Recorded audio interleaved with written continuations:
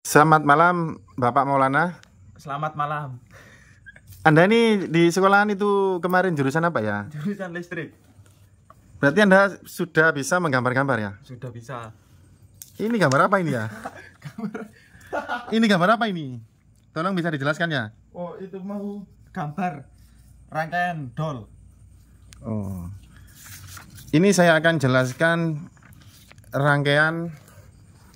Saya akan jelaskan diagram rangkaian Doll. Star Delta ya. Tolong dipegangkan HP-nya karena saya sudah bertahun-tahun lamanya sudah nggak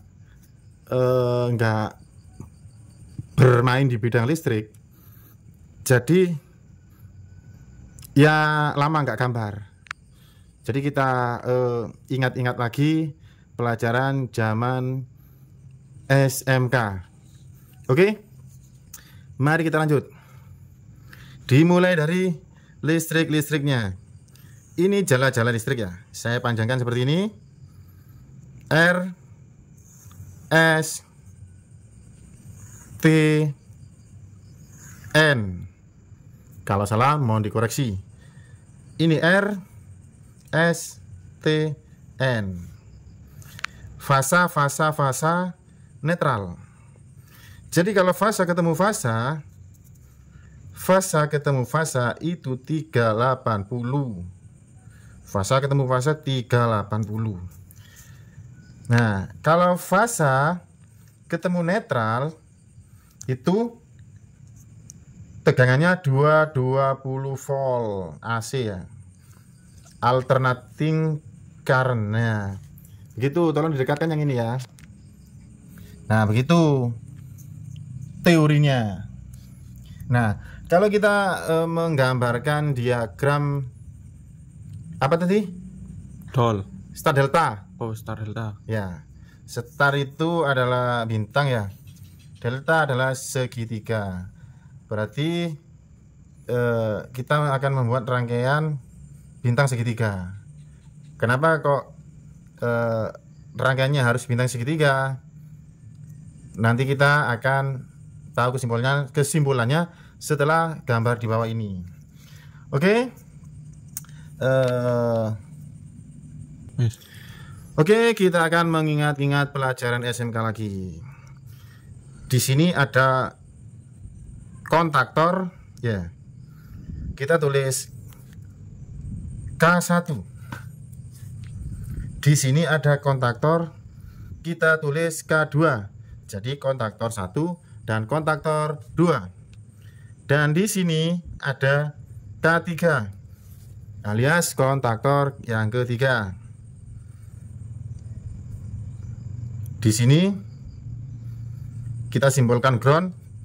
Ground itu berarti ini gabung sama ini itu gabungnya ke netral. Karena tegangan kontaktor itu 220 volt. Ada juga yang 230 tergantung kontaktornya ya. Jadi kalau kontaktornya itu 220 volt, itu kita ambilkan netral, dari netral dan salah satu fasa. Tapi kalau tegangan kontaktor itu 380 volt, itu kita ambilkan dari fasa dan fasa.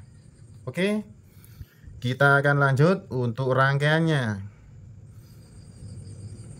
Jadi yang ini itu koil ya. Ini saya simpulkan seperti ini tuh koil. Nah, rangkaian star itu kita harus menyalakan kontaktor 1 dulu. Oke. Kita akan nyalakan dengan fasa T ya. Nah, begini caranya. Kita akan menyalakan dengan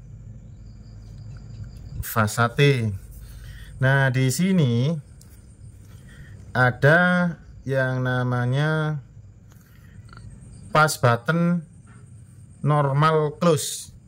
Jadi ketika normal dia keadaan close. Oke. Dan di sini ada pass button yang kedua yang dinamakan pass button normal open. Jadi ada saklar atau pass button ketika tidak ditekan itu keadaannya dalam keadaan terbuka. Oke, bisa dipahami?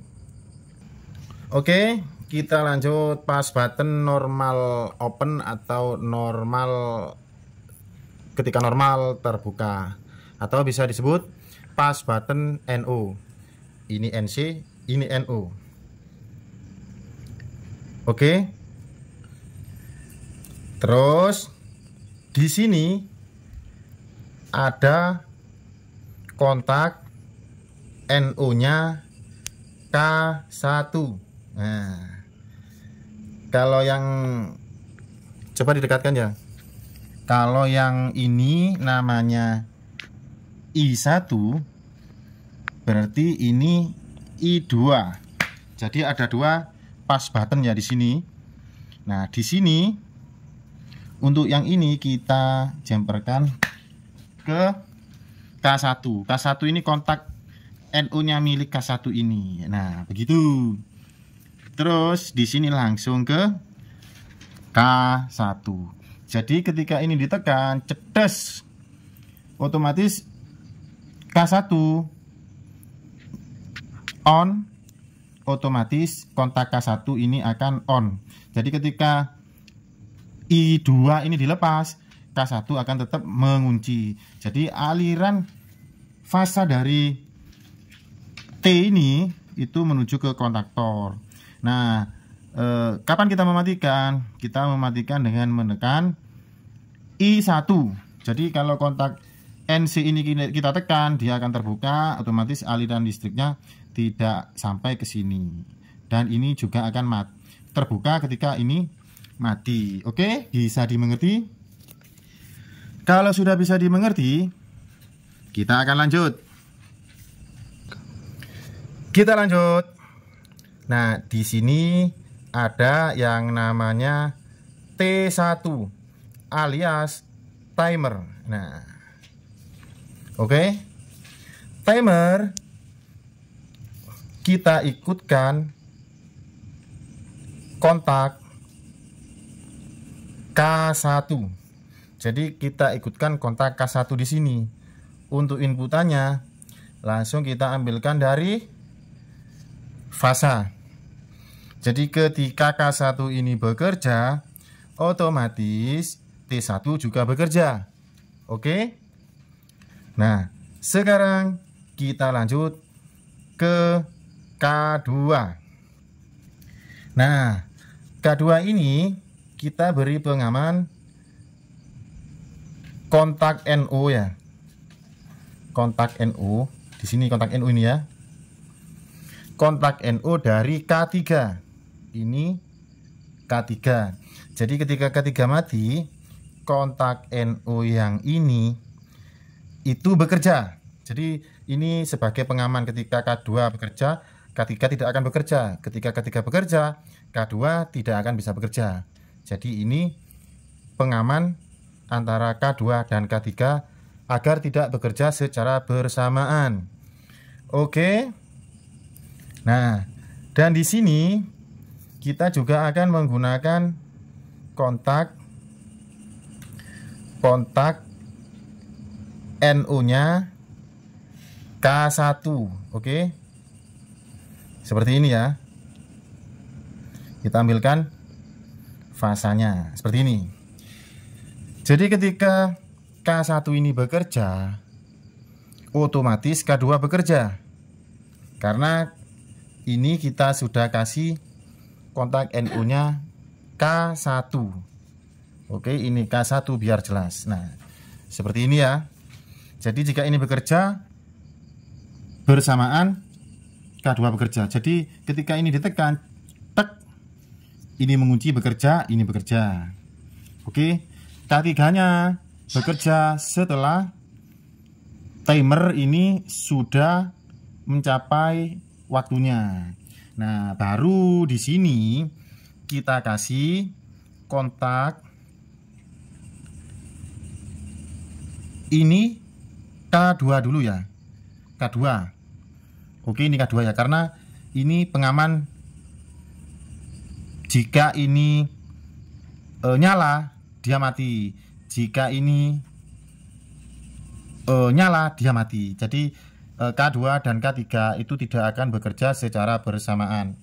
Nah, sekarang untuk kontak NO nya ini kita kasih T1 seperti ini ya. Sekarang kita ambilkan dari fasanya. Jadi gini kawan-kawan cara kerjanya. Jika pas button I1 ditekan, jedek kan menutup, otomatis kontak K1 juga menutup karena kontaktor 1 itu bekerja. Oke, ini sudah bekerja, otomatis K2 bekerja karena kontak NO nya yang ini dapat dari K1. Oke, bisa dipahami. Jika ini bekerja secara bersamaan, ini bekerja. Nah,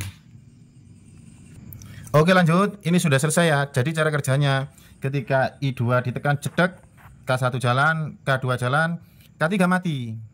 K3 nyala ketika T1 sudah on. Nah, K1 nyala, ini nutup. Nutup T1 akan delay dulu. Ketika dia on, T1 yang ini akan nutup kontak T1. Tek. Nah, kontak K2 dia akan mati ketika K3 nyala. Oke, bisa dipahami? Oke, kita akan gambarkan pengawatan dari motornya ya. Ini motor ya. Ini gulungan. Nah, biasanya U, V, W, X, Y, Z atau U1, V1, W1, U2, V2, W2. Jadi ada yang menggunakan U, V, W, X, Y, Z atau U1, V1, W1, V2, Y2, W2. Oke. Nah, oke, lanjut. Nah, untuk K1 ya. Di sini ini keliru, ini sebenarnya ada di bawah tadi ya. Gak apa-apa wis, di sini aja. Ini K1 ya. K1. Ini kontaknya ya. Ini K1. Oh, sorry. Oh ya betul, ini K1. Oke, karena ini mengingat-ingat ya. Ini jadi saya mengingat-ingat K1.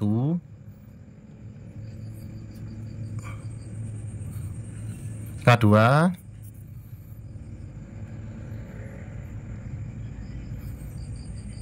K3.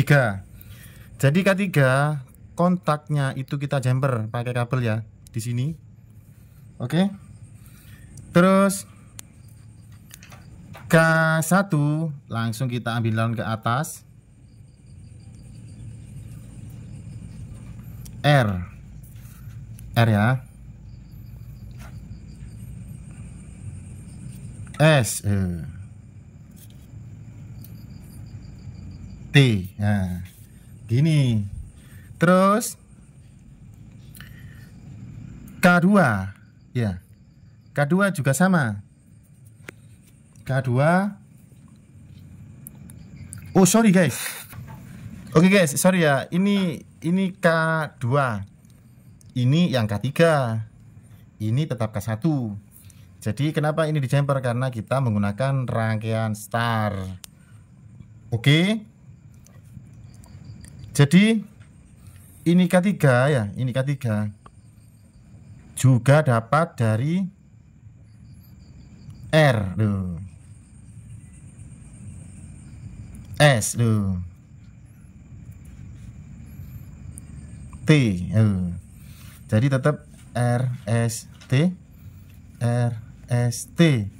Nah, begitu. Oke. Terus ini ke motor. Ini ke motor ya. Ini ke motor. Ke motor sini ya. U V W. Oke. Terus yang kedua ini yang ini X Y Z. Jadi ini dapatnya dari sini ya. Begini. Kalau ini yang ke atas. Nanti kita gambarkan lagi, kita sambungkan. Nah, untuk yang ini X Y Z. Begitu pengawatannya, guys. Jadi kita langsung ini sebenarnya di sini ya. Kita gambar lagi aja ya. Motornya di sini ya.